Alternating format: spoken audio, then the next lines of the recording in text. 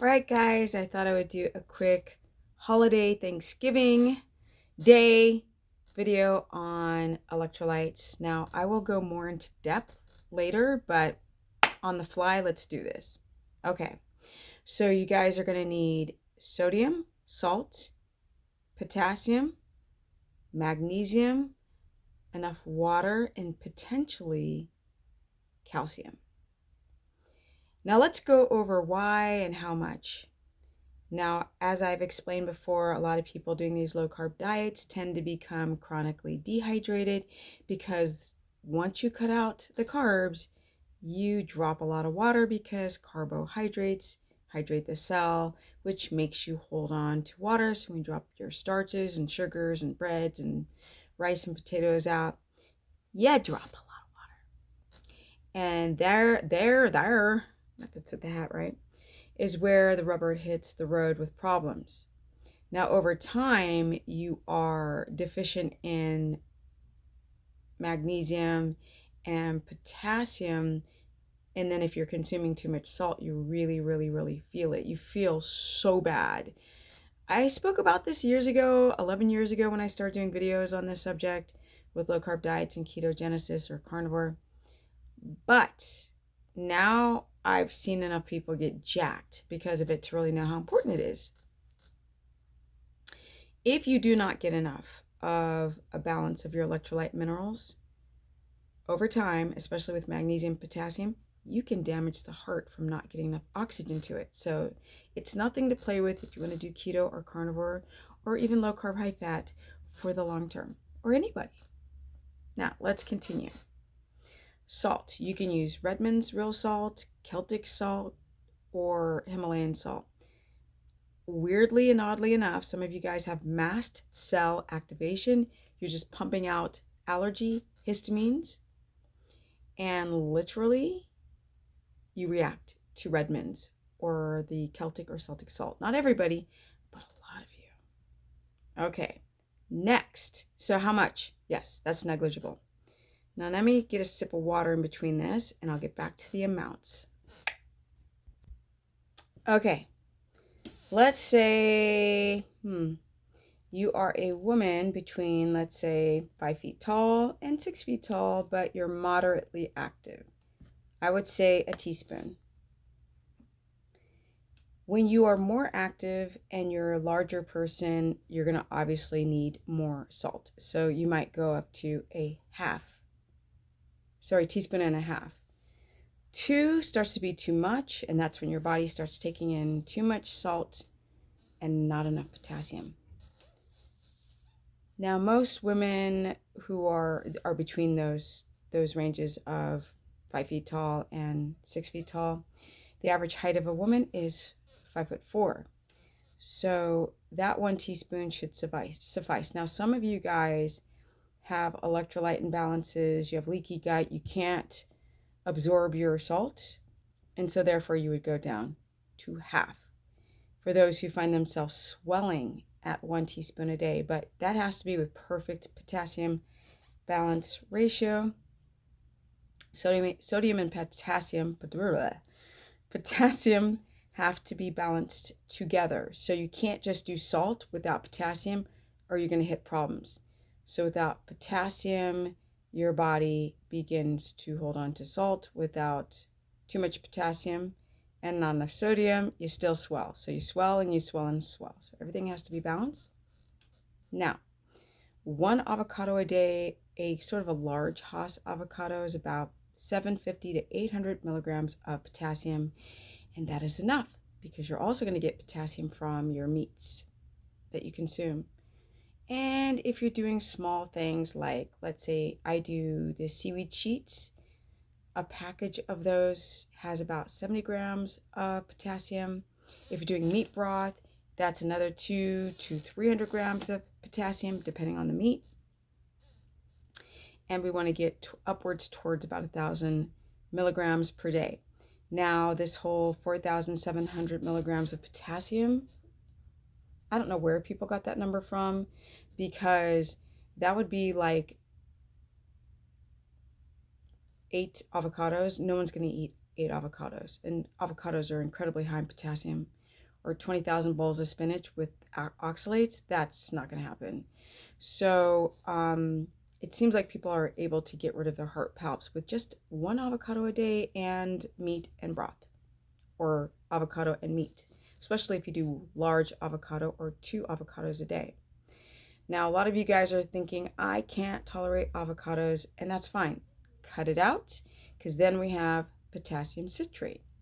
Now, some people who've got histamine reactions or mast cell activation react to citrus or citrates, then you're going to go to bicarbonate or probably gluconate. There, you're only able to take 99 milligrams because it's pretty harsh on those kidneys. So you take 99 in the morning and potentially 99 in the evening, or 99 total for the day. Potassium citrate, you can go as high as 500 milligrams a day because it's more safe to the body, to the kidneys, liver and kidneys.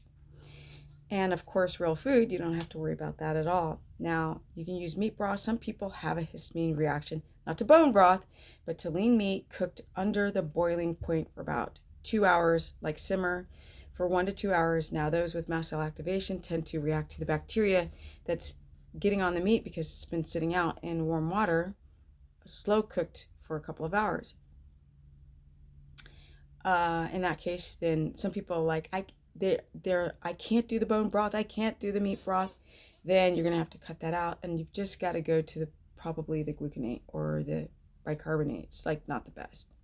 Now we have magnesium. That's easy. Glycinate's the most absorbable form of magnesium that helps to relax your central nervous system and your smooth muscle, and you relax and sleep better. But then some people have a histamine reaction to that. Then they try malate. If malate doesn't work, use L-theanate. Some people like to use citrate, but then there's the citrate problem of histamine to that. And everyone's different. People react differently to different types of a histamine response. So some react to citrate who've got mast cell activation, some don't, or low diamine oxidase production. If you're going to do the magnesium glycinate, it would be 400 to 600 milligrams a day. Some people do it all at night so they can sleep better. Some people split it up 50-50 in the morning and in the evening, or malate would be the next number. Now, you can't take up to 400 to 600 milligrams of magnesium citrate because you're going to be having loose stool, which affects the smooth muscle of your bowels. So you'd be pooping all day long, just liquid, and that's going to dehydrate you.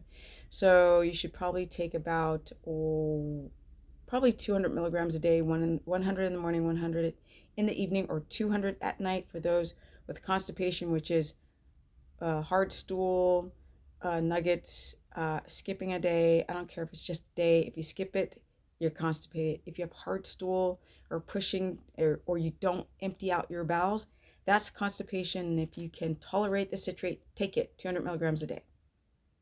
Now, we have, we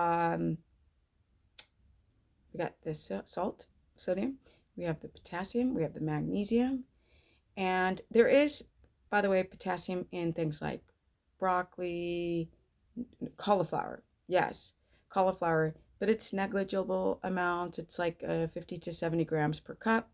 So for those who are doing keto omnivore, that's fine too, to stack up your amounts of potassium throughout the day. If you cannot do the avocado, or even if you can add that in if you can tolerate plants. If you're doing carnivore because you have mast cell activation or histamine intolerance, low diamine oxidase, then we've got to find alternatives to get in that potassium. A lot of people are doing a lot of salt on, either they're doing like no salt, I'm going to get my sodium from meat. It's not going to work, guys. It just won't, especially if you have mast cell activation, leaky gut. Most people have some form of leaky gut, and then you're trying to just use meat salt and you're not even holding in your minerals very well. No, you got to add the salt. For those who are not using spices, and then all of a sudden you're just like over salting everything because you want flavor, then people start to like have too much salt. They're holding on to salt. They're stressing. Cortisol makes you hold on to salt, and now you're peeing 50,000 times a day, and especially at night. Then your antidiuretic hormone goes down, and I mean, it's a mess. People like pee and pee and pee and pee, and they don't realize that it's an electrolyte imbalance. Now, calcium, you can take things like fishbone calcium or eggshell calcium. That's bicarbonate. You can only take it for, I don't know, 1 or 2 months before you can find some fishbone, or if you're reacting to fish bones, histamine again. Eggshells, you have to bake them, you have to boil them, you have to bake them. You have to really get the bacteria off the shell, because that's where people really get sick, is the shell of that pastured chicken. Clean it, dry it out, pulverize it in a bullet blender, powder, sprinkle it on your food, and get up to about 15 to 2,000 milligrams of calcium to help get that magnesium into the body. Those are your electrolytes. And then there's also a company called Calcio, Kalsio. They also do a calcium made from fish bones.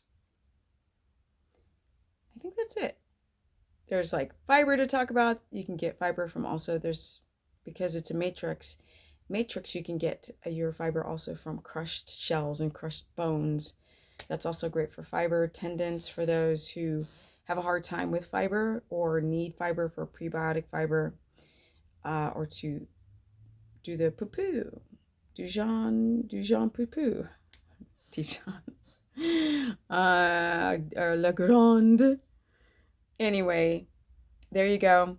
There's a sort of non-quick video. Now I'm going to, when I move and I get into a new kitchen, I'm going to show you how to make this stuff. I can give you an eyeball version of it, but for those who need the information now, a lot of you guys are dealing with chronic dehydration. You're eating too much meat, and waste products of uric acid, purines get into the kidneys.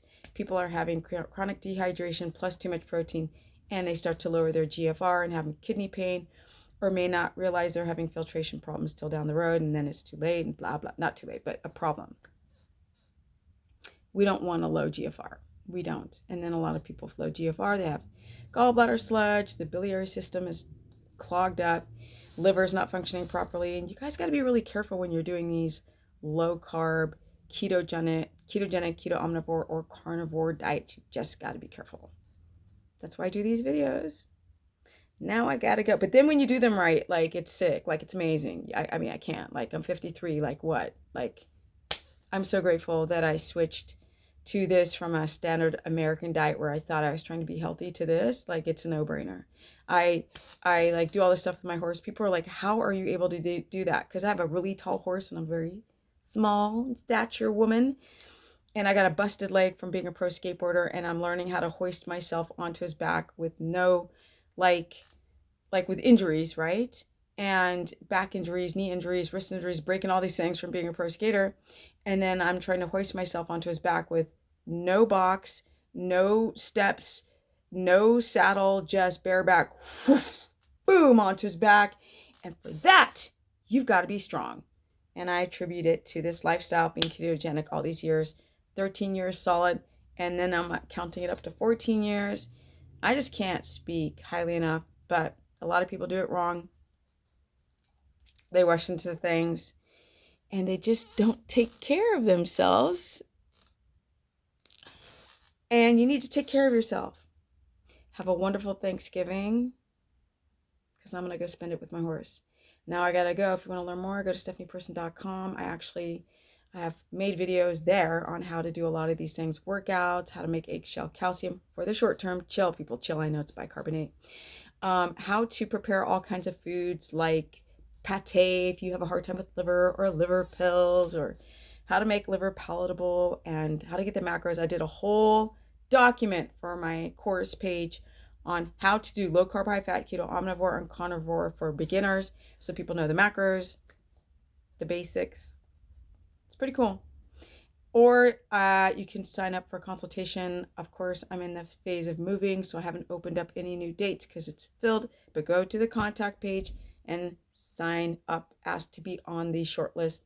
And then I will send an email blast to everyone when the calendar has 20,000 more dates for you guys to talk to me personally. I could say that most of the time I didn't really know everything, and it's not that I know everything now, but damn, do I know a lot.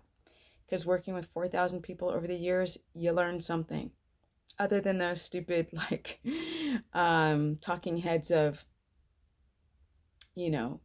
give me the science. I'm reading this paper. We're using rat studies. No. Real people, or real problems, or real solutions, and real results. And everyone's different, but collectively, we're all still human. We're all still very similar. And it's easy to problem solve when you're dealing with a lot. Now I gotta go. All right. Peace, everyone. And if you want to see me on Instagram, learn everything there as well. Stephanie Ketogenic. And sign up for my course page, stephanieperson.com, or consultation, stephanieperson.com. And my Facebook, just my fan page, which I always post there too, which is Stephanie, the business person. And I'm out. Because I got some energy and horse sense.